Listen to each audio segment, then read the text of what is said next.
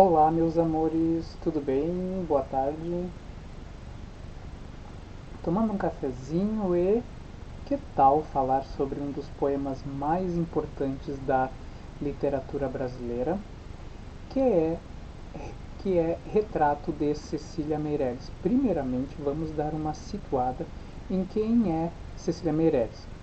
Quando eu era mais novo, quer dizer, quando eu era criança, isso aí já faz uns bons anos, um dos primeiros livros que eu li foi da Cecília Meirelles, né, que é a obra infantil Ou Isto ou Aquilo. E dentro dessa obra, né, de versos tão simples e tão puros, já tinha uma certa característica que permeia toda a obra da Cecília Meirelles, que eu vou falar sobre. Vamos alternar aqui para tela. Deixa eu ver se a tela não está pegando. Vamos aqui primeiro para Cecília Meirelles. Deixa eu olhar aqui no celular como a live está sendo transmitida para vocês. Vou olhar aqui rapidinho. Colocar no silencioso para não atrapalhar vocês. Não, tá bem certinho. A live tá bem certinho.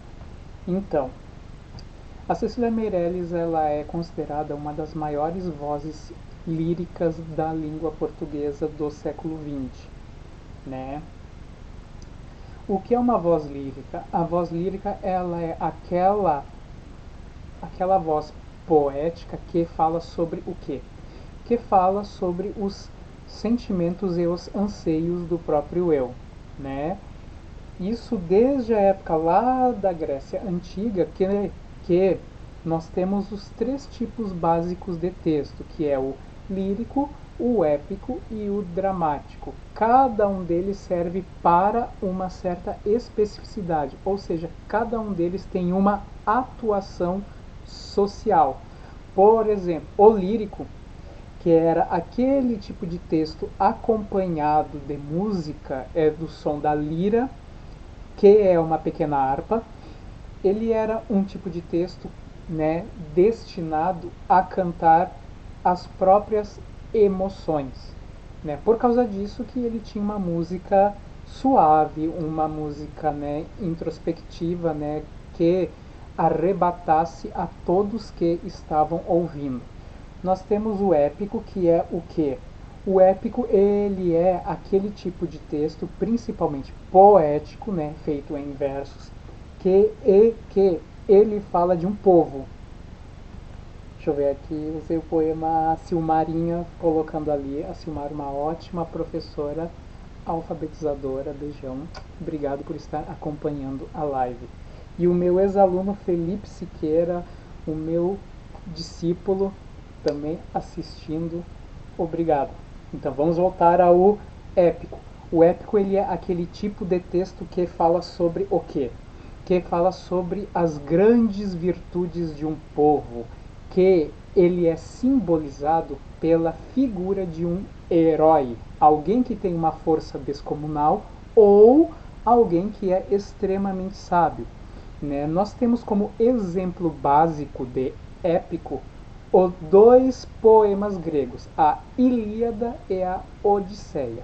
A Ilíada fala sobre o herói Aquiles, que ele era extremamente forte, extremamente corajoso e também extremamente impulsivo. E a Odisseia já é um outro tipo de herói, que era o Odisseu, ou Ulisses, que era o herói que tinha bastante cérebro, que ele era bastante perspicaz, bastante engenhoso. E por último nós temos o texto dramático, que é o texto escrito feito para ser representado no palco. Então, a partir desses três tipos básicos de texto, os gregos, né, fundaram a primeira grande teoria literária. Então a Cecília Meirelles ela se insere como uma voz lírica, aquela voz que canta as próprias sentimentalidades e os próprios anseios. Então, a Cecília Meirelles, ela tem um estilo próprio, porque ela surgiu quando? Na época do modernismo brasileiro, né? Após 1922. Porém, né, Cecília Meirelles era o quê? Era alguém que era muito preso às formas mais clássicas da literatura. Então ela era meio considerada um estranho lá no ninho, lá dos modernistas, né, que eles queriam que a arte poética fosse assim, né, aquela arte que cantasse a própria língua das ruas, mas ela não. Ela sempre teve uma feição mais clássica, né? Então, a obra da Cecília Meirelles, ela pode ter como tema básico, mas não o único, mas o tema básico ela pode ser resumida por por uma frase latina. Por uma frase latina. Deixa eu ver se o webcam não está aparecendo aqui que eu estou escrevendo, porque latim é bom a gente entender.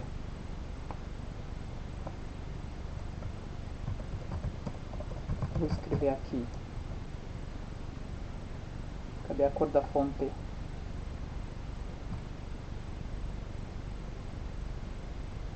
Cecília, Cecília, tá ali.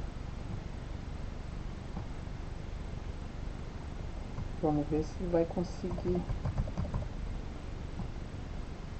Omnia Transit.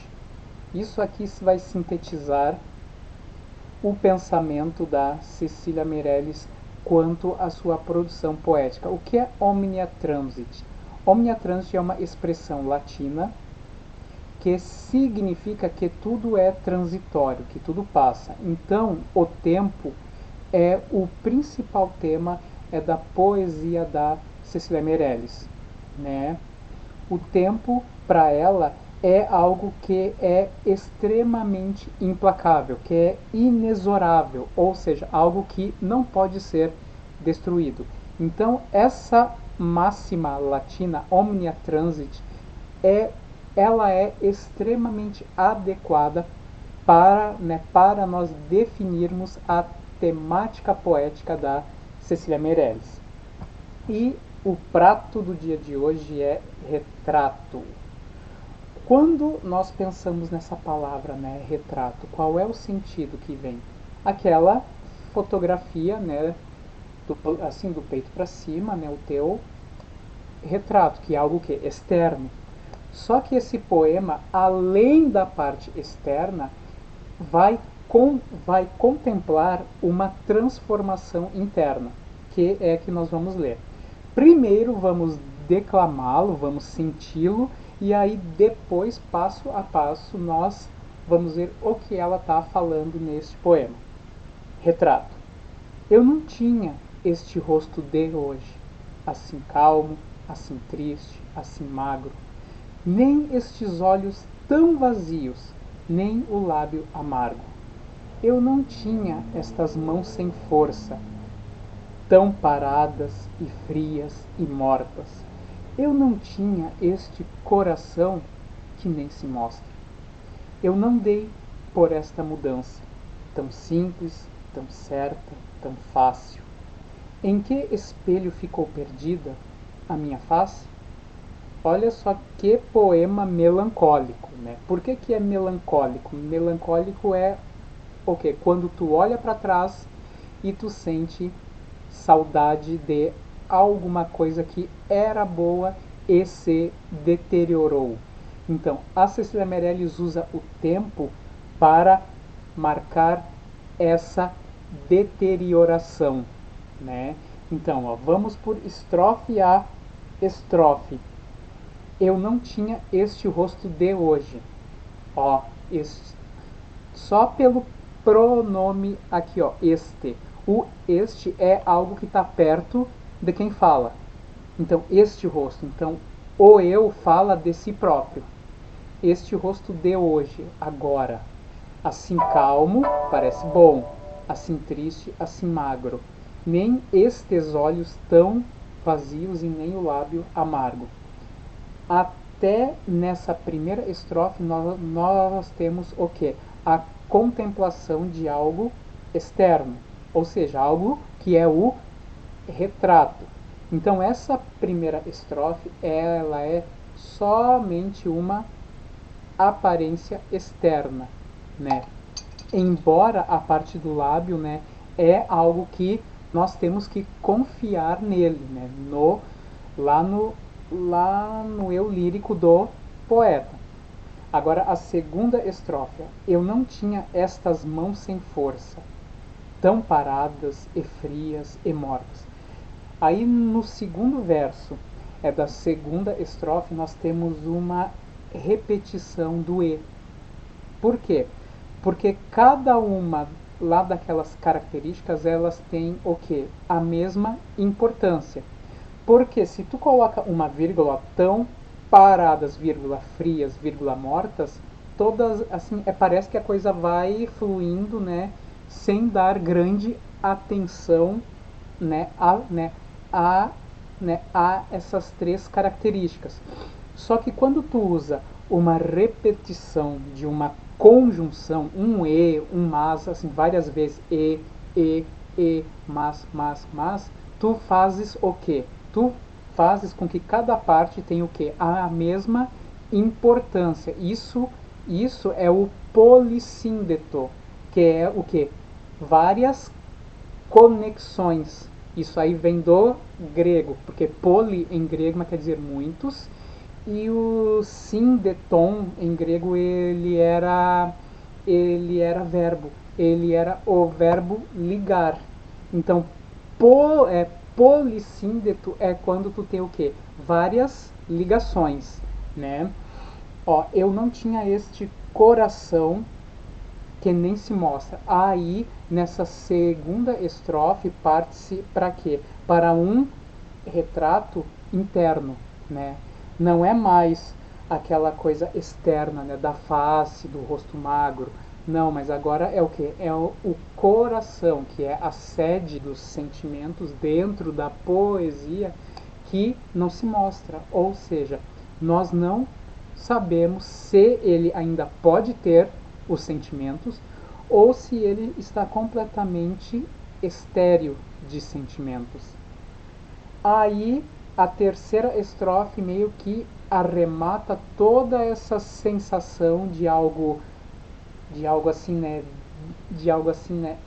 decadente, de algo sem força, de algo, né, que sofreu muito, com uma pergunta que fica sem resposta. Ó, eu não dei por esta mudança tão simples, tão certa, tão fácil. Aqui nós temos o que? Paralelismo sintático. O que é paralelismo sintático, pelo amor de Deus? Paralelismo sintático é quando tu repetes uma mesma estrutura de frase. Tu vê aqui, ó, tão simples, tão certa, tão fácil. Nós temos três adjetivos com três advérbios de intensidade, o tão, tão, tão, que faz com que essas três qualidades elas se tornem mais fortes, né? Tão simples, tão certa, tão fácil. Aí a pergunta que fica sem resposta: em que espelho ficou perdida a minha face? Qual é o sentido da palavra espelho aí? Espelho aí são os casos da vida, são as situações que fazem com que cada um de nós se transforme, com que cada um de nós mude o seu jeito, né? São, né, aquelas decepções, aqueles sofrimentos, né, aquelas pessoas que somem da tua vida, né, aquelas pessoas que te magoam, que te abandonam. Então elas fazem o quê? Elas fazem com que tu perca todo o teu vício, tu perca toda a tua sentimentalidade. Então é isso que esse poema fala, né? De algo que era, né, fantástico antes, que era o quê? Um rosto cheio, um rosto alegre, um rosto, né, inquieto, e que ele foi se transformando graças aos espelhos da vida, né? Em que ele se olhava, ele se deparava com uma situação. Aí né? Aí cada situação dessas fazia, né, com que ele perdesse, né, alguma coisa dele. Mas só que o eu lírico ali, mas ele não sabe qual dessas situações que fez com que ele ficasse neste estado deplorável de hoje. Então, gente, gostaram da interpretação do poema da Cecília? Isso aí foi uma sugestão de 3 alunas minhas que mandaram mensagem ontem e também hoje, falando para que eu falasse sobre esse poema da Cecília Meirelles, que elas acharam né, lindo, só que extremamente triste. Tranquilo? Um beijo então, gente. Obrigado pelo carinho de vocês. Né? Algum comentário ao Elton colocando ali, obrigado Elton pela tua participação, pelo teu carinho, tá? E um beijão